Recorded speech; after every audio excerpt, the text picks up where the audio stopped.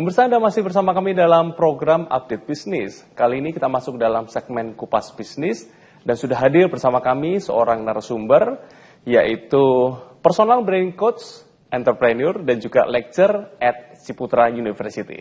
Siapa lagi kalau bukan Miss Rosi? Miss Rosi, selamat siang. Halo David. Aduh, senang banget bisa berjumpa kembali, ngobrol banget ya dengan Miss Rosi. Sibuk apa nih Miss Rosi? Sekarang lagi handle klien personal branding karena aku punya personal branding agency. Masih ngajar seminggu sekali di Ciputra University. Sama bantu suami ngejalanin bisnis F&B kita sama konsultan dia. Oke, second ya. Yes. Oke. Miss, sekarang kita ngobrolin soal personal branding. Ya kan? Aku percaya pemirsa ada yang tahu, tapi juga ada yang belum tahu. Masih awam ya? Masih awam. Nah, definisi dari personal branding itu seperti apa sih? Iya, dalam bahasa yang sangat mudah, saya tuh menjelaskan personal branding itu what people talk about you when you are not in the room. Gitu. Atau bahasa Indonesianya apa yang orang katakan kalau kita tuh nggak di sana gitu. Misalnya, Rosi itu yang mana sih? Rosi itu yang istrinya Chef Ken itu loh. Gitu. Jadi biasanya kita tuh dikenal sebagai apa. Nah, masalahnya gini, iya kalau kita itu ingin membangun otoritas itu di area yang sama dengan yang orang bicarain. Saya nggak mau hanya cuman dikenal sebagai istrinya Chef Ken. Saya ingin punya identitas sendiri. Kita mesti bangun ya? Betul, dan itu dibangun lewat komunikasi yang jelas, salah satunya melalui media sosial, salah satunya. Salah lainnya gimana? Yang lainnya gimana? Lewat apapun yang kita lakukan di offline.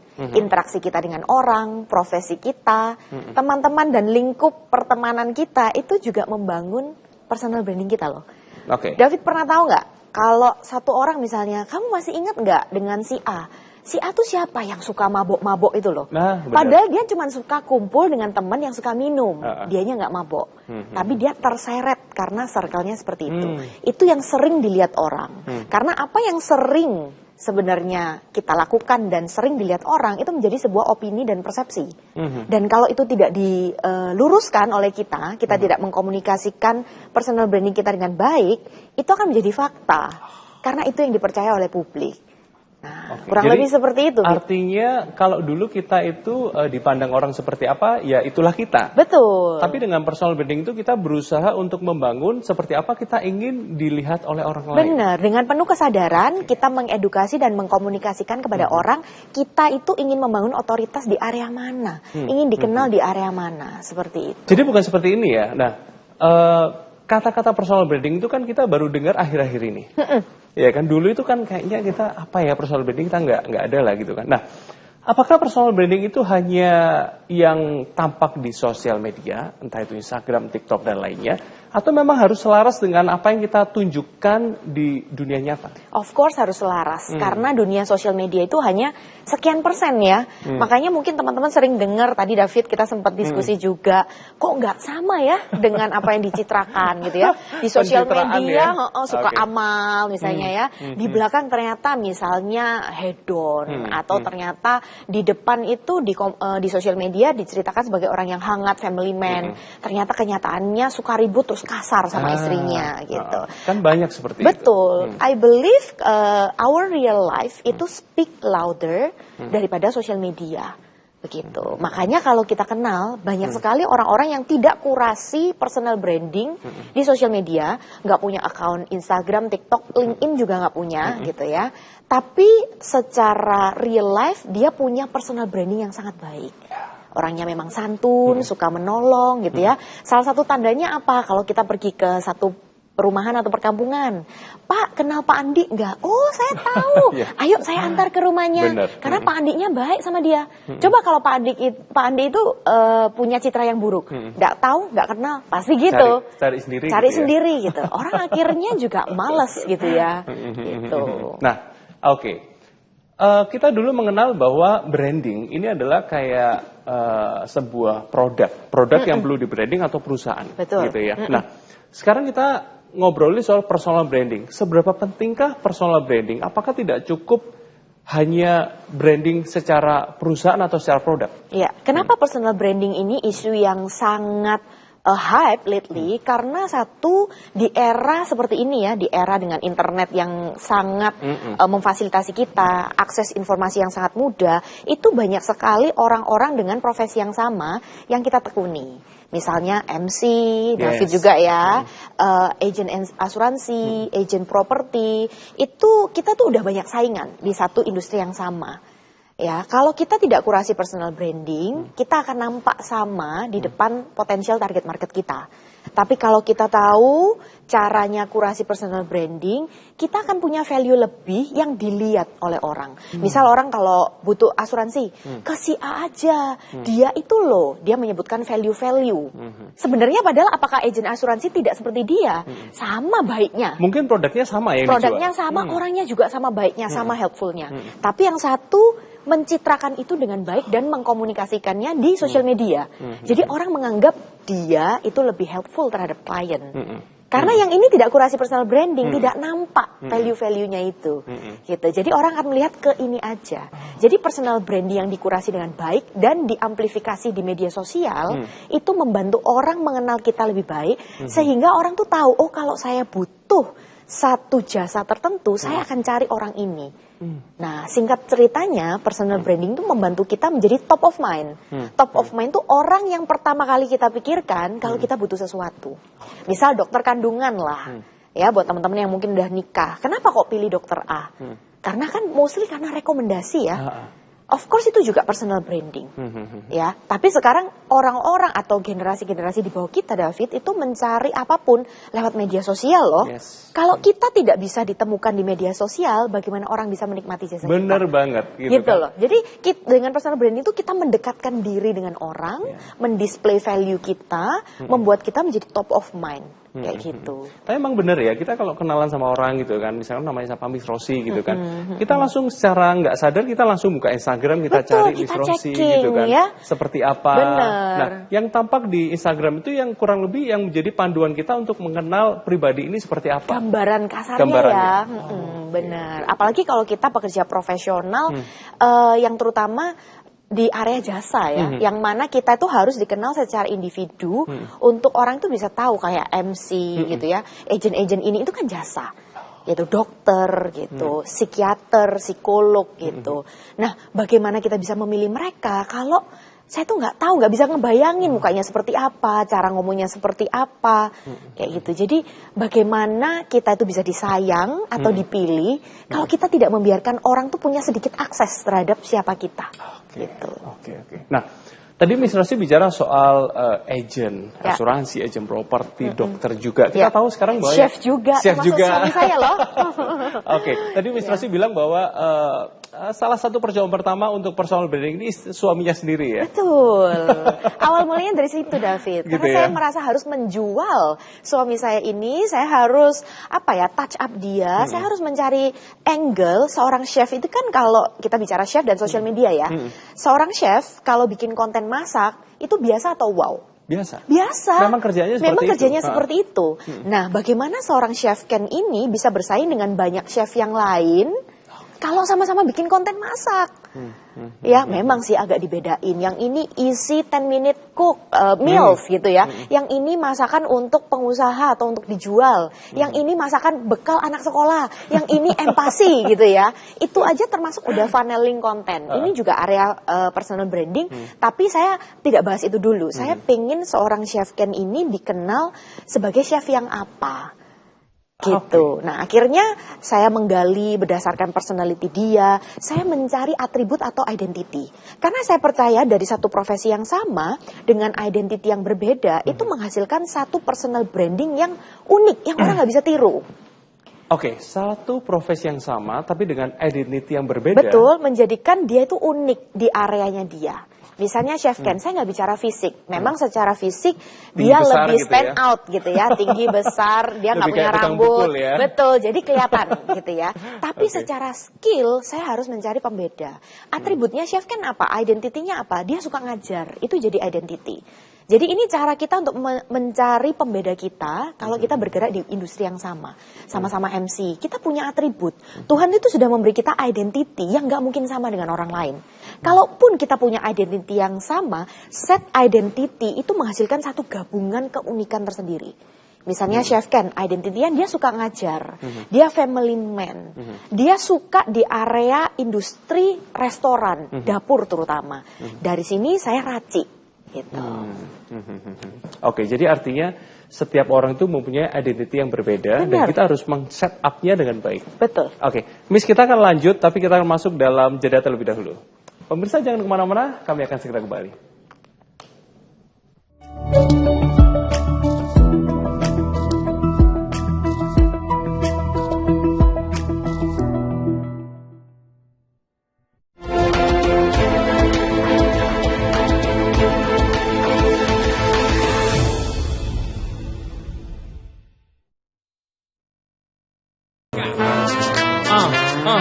Saksikan Otomatis yang menghadirkan informasi seputar dunia otomotif di Indonesia. MDC Otomatis.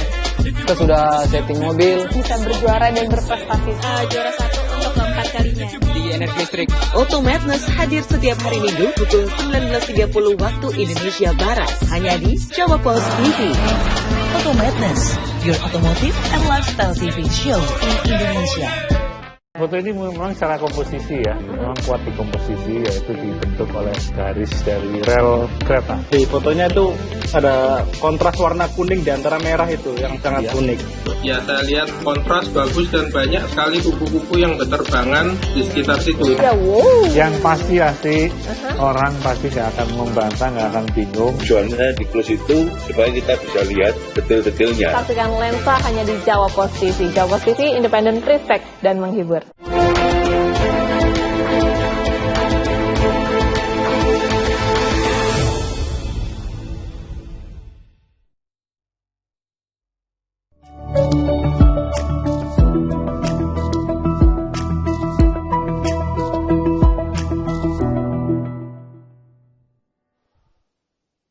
Pemirsa, kita masih berbicara dengan Miss Rosi dalam tema personal branding.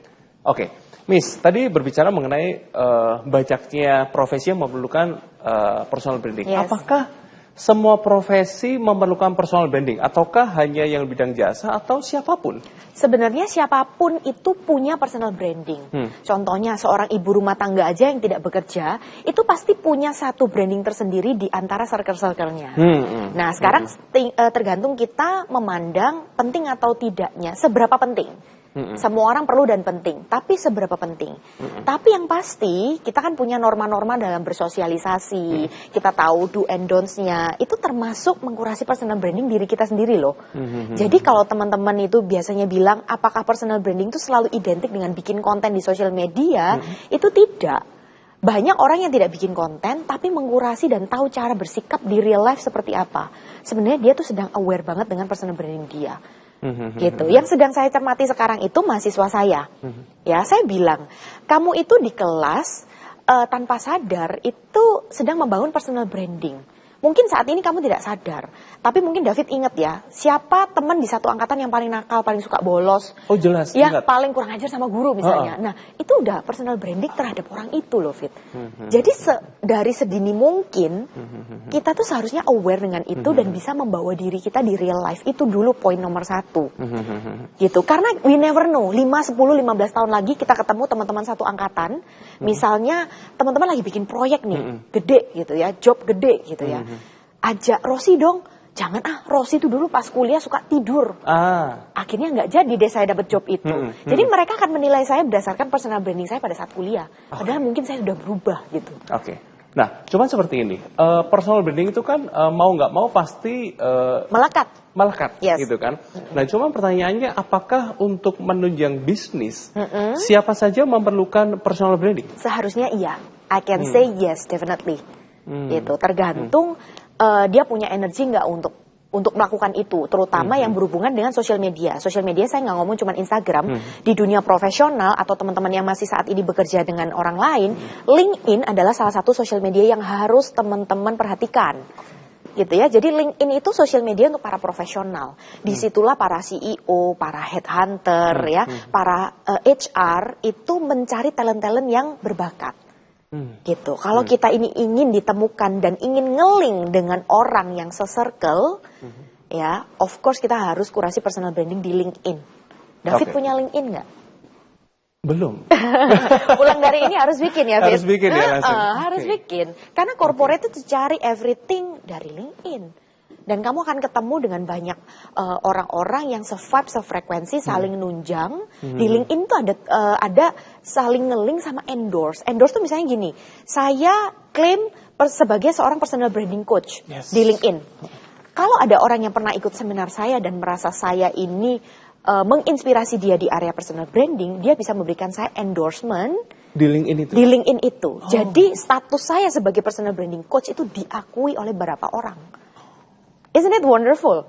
Kalau kita ingin memang membangun otoritas di satu area tertentu, kita butuh orang-orang ini untuk mendukung kita loh. Itu kayak mereferensikan. Betul.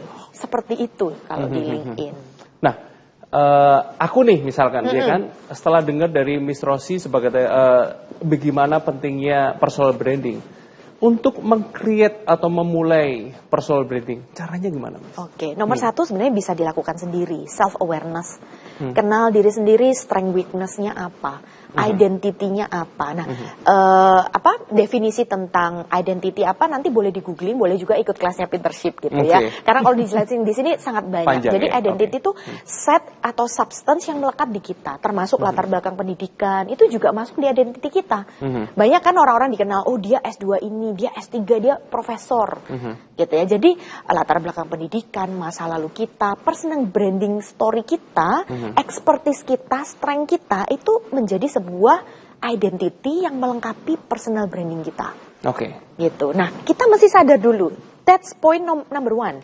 Jangan buru-buru bikin konten, jangan buru-buru kepingin langsung jualan jasa-jasa kita tanpa kita kenal diri kita ini seperti apa. Kalau boleh saya ambil contoh MC ya, David, nggak apa-apa ya. Jadi MC itu master of ceremony, orang udah tahu gitu ya. Tapi alangkah baiknya kalau kita itu mengenal area apa sih yang sebenarnya kita suka. MC itu sebenarnya klasifikasinya juga banyak loh. Walaupun sebenarnya seorang MC saya yakin MC acara apapun juga bisa, gitu ya, Fit. Tapi ada orang yang hatinya lebih seneng MC acara anak-anak misalnya ya. Ada yang suka MC acara protokoler, something yang lebih firm, formal, resmi. Pembawaannya memang seperti itu, agak kaku-kaku dikit gitu ya. Tapi ada yang suka MC Sweet 17, yang dia juga berteman dengan golongan anak-anak muda.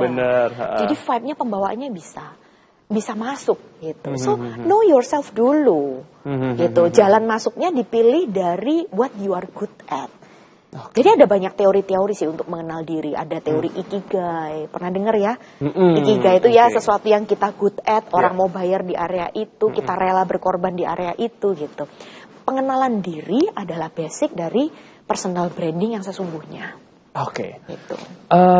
Apakah personal branding ini bisa, artinya gini, pengenalan diri itu kita harus tahu diri kita sendiri atau biasanya dari orang lain yang ngelihat kita nih? Dua-duanya bisa. Dan kita bisa meminta bantuan expert, personal branding coach atau psikolog yang bisa membantu kita untuk lebih mengenal diri.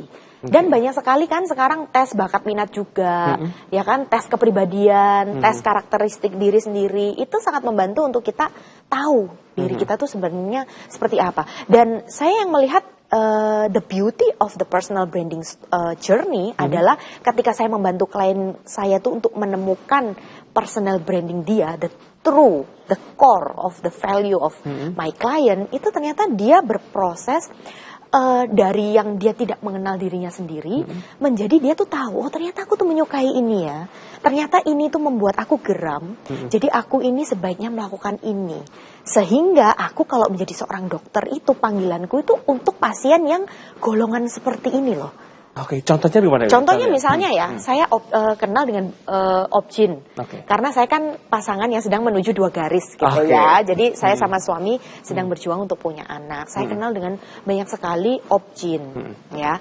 Objin ini kan udah jelas ya dokter yang membantu kesuburan wanita. Itu pun dia tuh punya panggilan spesifik di wanita-wanita yang seperti apa. Misalnya ada satu dokter kenalan saya ini yang sangat punya hati untuk wanita-wanita yang menopause dini. Jadi menopause tuh ketika wanita berhenti menstruasi ya. Tapi ada yang namanya menopause dini yang dialami oleh wanita-wanita yang usianya 20-an. Baru married 3 bulan, udah ketahuan menopause dini. Jadi dia itu selalu mengedukasi wanita-wanita usia produktif di Indonesia. Kalau kalian itu mensnya nggak rutin, ya, atau mensnya tuh skip-skip, atau kalian ini telat mens lalu nggak mens lama, dia tuh punya hati di sana. Jangan sampai kamu tuh menopause dini, kamu nggak sadar, terus kamu udah nggak bisa punya anak. Oh, itu gejalanya menopause dini seperti itu. Seperti itu. Akhirnya nggak bisa punya anak loh. Dia punya hatinya di situ. Bukan lebih ke wanita yang sudah hamil. Sebenarnya dia juga bisa. Gitu. Dia juga dokter untuk wanita yang sudah hamil, merawat kehamilan. Dia juga menguasai di situ. Dia juga menguasai di situ. Tapi hatinya di sini. Maka konten-konten dia di sosial media akan lebih ditujukan ke wanita-wanita yang punya masalah dengan menstruasi. Jadi begitu ada orang punya masalah dengan mens, dia akan langsung ke dokter ini. Karena dokter ini punya hati dan punya ketertarikan lebih. Tapi apakah dia tidak bisa terima klien di area ini? Bukan seperti itu, gitu. Bukan membatasi, tapi malah membuat sebuah otoritas di area yang sebenarnya orang lain nggak banyak tahu loh. Nggak banyak dokter yang dokter apakah tidak ada objin yang bisa tahu tentang menstruasi? Semua objin tahu, pasti tahu. Gitu. Tapi dia sedang membangun dan menyuarakan isi hati dia, ketertarikan dia di situ. Dan sekarang dia banyak klien anak-anak muda yang memang mensnya bermasalah. Itu menarik. Menarik orang dengan cerita dan case yang sama yang dia ceritain, yang dia punya hati di situ. Ibarat kalau Chef Ken ya, satu contoh lagi mungkin ya. Chef Ken sangat tertarik di area dapur produksi. Akhirnya itu membantu di profesi dia sebagai konsultan kafe dan resto. Karena semua chef bisa masak, tapi tidak semua chef paham bahwa layout dapur sangat mempengaruhi dengan produktivitas karyawan yang bekerja di situ. Gitu. Jadi begitu dia membangun otoritas di situ, orang-orang F&B entrepreneur akan melihat, loh saya butuh orang yang seperti ini. Ini kayak tarik-menarik. Gitu. Ketika dia menyuarakan ekspertis dia, orang yang butuh akan notice dan tertarik. Tapi orang yang nggak paham, nggak apa-apa, dia bukan target marketnya, dia nggak akan beli bagaimanapun juga. Jadi Chef Ken atau dokter yang tadi saya ceritain akan spesifik menarik orang yang membutuhkan jasanya dia. Nah, melanjutkan sedikit mengenai yang dokter tadi. Dokter tadi itu kan dia mengetahui dia punya panggilan mengenai yang menopause dini. Tapi dia juga mempunyai keahlian tentunya semua yang berkaitan dengan objin, gitu kan. Nah, bagaimana dengan anggapan bahwa dokter ini berpikir, ngapain aku bikin konten seperti itu? Kan semua dokter tahu, banyak orang yang tahu, kenapa aku harus bikin seperti itu? Namun Miss, kita jangan dijawab dulu, kita akan masuk dalam jeda terlebih dahulu. Pemirsa jangan kemana-mana, kami akan segera kembali.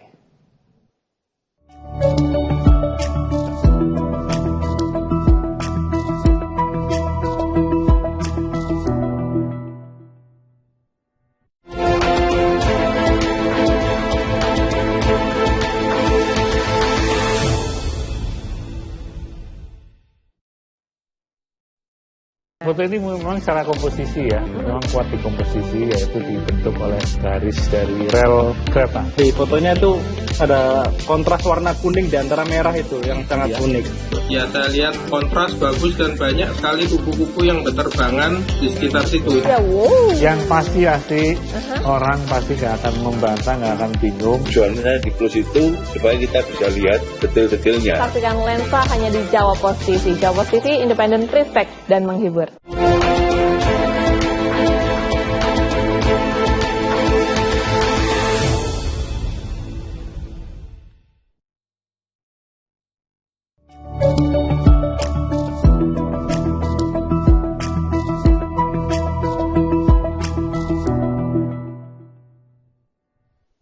Pemirsa, terima kasih Anda masih bersama kami dalam program Update Bisnis dan kami masih berdialog dengan Miss Rosi. Miss, jika tadi kita sudah menemukan identity dan kita ingin buat konten, tapi banyak yang memulai dengan kenapa aku harus ngomong ini? Ini kan semua informasi yang semua orang tahu. Misalkan dokter objin itu gitu kan, mengenai menopause dini, mengenai segala sesuatu mengenai objin, ini kan semua orang tahu. Kenapa aku harus bikin konten seperti ini? Iya, karena saya percaya orang yang akan menjadi top of mind itu nggak selalu orang yang paling pinter di bidangnya. Tapi yang bisa jadi yang paling available, yang paling bikin nyaman, ya nggak sih? Paling Dokter, available. iya kan? Oke. Kalau misalnya mau hire MC, dia pinter, dia bagus banget, tapi begitu di kontak balesnya selalu kayak 6 jam kemudian, orang malas benar. pakai dia, Benar. gitu. Jadi kalau tadi mengacu pada pertanyaannya David, kenapa harus bikin konten? Padahal ini informasi yang sangat awam. Kita ingin membangun konsistensi dan kita ingin menyuarakan bahwa I am here to help you. Ini part of bikin otoritas. Jadi konten ini bukan cuma untuk orang yang memang udah tahu. Bagaimana dengan orang yang tidak tahu? Tapi saya percaya untuk menjadi top of mind, kita tuh harus sering muncul.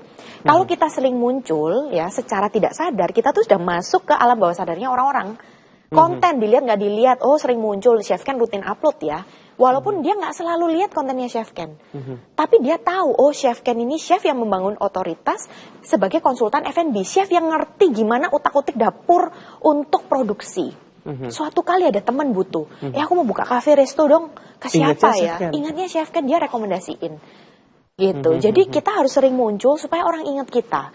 Kayak let's say ya, David punya makanan kesukaan, let's say ayam penyet misalnya, ya. Tapi David selalu pesen di ayam penyet yang misalnya sebenarnya David merasa ini rasanya biasa aja.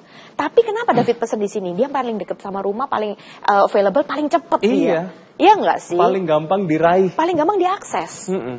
That's also happen to us gitu. Nggak perlu jadi yang paling pintar, bukan berarti kita tidak mengupgrade diri untuk menjadi yang terbaik ya. Tapi kita harus sering muncul supaya orang ingat kita. PR-nya itu dulu deh. Jadi kita nggak boleh istilahnya Under value, underestimate. Nggak boleh ya. Iya. Karena gitu. tidak semua informasi yang kita tahu itu orang lain tahu. Benar. Oke. Gitu. Nah, setelah kita mengetahui identity dan kita menuju ke konten, pasti kita berhubungan dengan sosial media, gitu kan. Nah, apakah untuk account Instagram, ya kan? Saya yakin pemirsa ini paling banyak Instagram dan mungkin sekarang TikTok gitu ya. Nah, untuk Instagram pribadi dengan Instagram yang pekerjaan itu apakah lebih baik dipisah atau digabungkan? Pekerjaannya itu sebuah brand atau seperti apa David maksudnya? Misalkan seperti saya nih, gitu kan? MC Saya seorang gitu ya. MC. Oke, itu seperti apa misalnya? Nah, David pengen dikenal sebagai orang yang apa? Saya yakin David ini kan punya berbagai role ya, nggak cuma MC kerjaannya mungkin ya. David ingin dikenal sebagai orang apa dan pekerjaan apa yang bisa dibantu kalau David kurasi personal branding di Instagram. Target market David, misalnya David punya 3 role. Potensial target market David yang paling banyak pakai Instagram tuh di role David yang mana? Itu bisa jadi salah satu pertimbangan kita mau proporsi ya. Misalnya David tuh selain MC, misal let's say agent insurance juga gitu. Atau satu lagi misalnya punya satu catering lah let's say. Itu ya industrinya banyak. Nah, ini berbeda-beda kan? Berbeda-beda kan? Nah, David ingin dikenal sebagai apa? Satu, bisa cari benang merahnya dulu. Misal entrepreneur. Ini kan benang merahnya usaha sendiri semua, misalnya gitu ya. Entrepreneur. Tawarkan value-value entrepreneurship-nya misalnya. Atau proporsi konten. Semuanya dimunculin karena potensial target market di setiap role ini kan pasti pengguna Instagram semua, gitu. Bisa diatur proporsinya. Karena kalau dibedain, itu energi kita kadang nggak sebanyak itu untuk maintain 3 account ini loh. David as MC, David as agent, David as pemilik catering gitu. Jadi you as personal cukup 1, tapi kadang bicara tentang ini, kadang ini, gitu bisa. Tapi Instagram untuk industri cateringnya harus jalan juga, kayak gitu. Atau kalau punya komunitas agent insurance misalnya, ini juga mesti jalan. Atau kalau punya kantor, ini mesti jalan. Gitu. Jadi saling ngeling. Tapi untuk gitu. Personal branding saya ingin itu dikenal sebagai apa dari 3 role ini? Benang merahnya apa? Benang merahnya. Betul. Gitu. Oke, terakhir Miss, untuk pemirsa yang ingin memulai membuat personal branding, tips dan triknya seperti apa? Oke, kenali diri, personal self awareness itu bisa pakai tools atau alat-alat ukur untuk membantu kita mengenal diri kita sendiri itu ada banyak ya. Kalau dirasa benar-benar mentok, nggak tahu strengthnya apa, nggak tahu bakatnya apa, boleh juga pergi ke satu lembaga atau dibantu sama psikolog untuk lebih mengenal diri sendiri. Nomor 1 itu dulu. Nomor 2 itu mengenali apa solusi yang bisa kita berikan terhadap problem yang orang itu punya. Problem gitu. solving. Betul. Karena business is about giving solution to the problem. Jadi kalau hari ini teman-teman ketemu problem dimanapun itu, seharusnya kita bergembira dan bertepuk tangan. Karena itu potensi kita untuk bisa jualan apa lagi nih dari problem ini. Inovasi apa lagi yang bisa saya bikin dari sini. Gitu. Self-awareness nomor 1, nomor 2 mulai komunikasikan value, nomor 3 konsisten. Gitu ada yang sih. mengatakan bahwa orang-orang itu tidak membeli produk, tapi mereka membeli solusi. Ada benernya, betul. Totally agree dengan itu. Gitu. Oke, Miss, kita sudah berada di akhir kebersamaan kita. Senang banget. Ini kalau orang bilang daging semua gitu kan. Gimana kita memulai dengan personal branding dan itu membuat tentunya akan menunjang dalam bisnis kita juga. Yes. Oke, pemirsa, itulah tadi perbincangan kami dengan Miss Rosi dan kita percaya ini sangat berguna buat kita untuk bisnis kita dan juga untuk meningkatkan apa yang ada dalam diri kita. Terima kasih untuk siang hari ini. Nantikan informasi menarik lainnya tentunya dalam program Update Bisnis selanjutnya. Saya Des Sunata dan segenap kru yang bertugas mohon undur diri. Selamat siang dan sampai jumpa.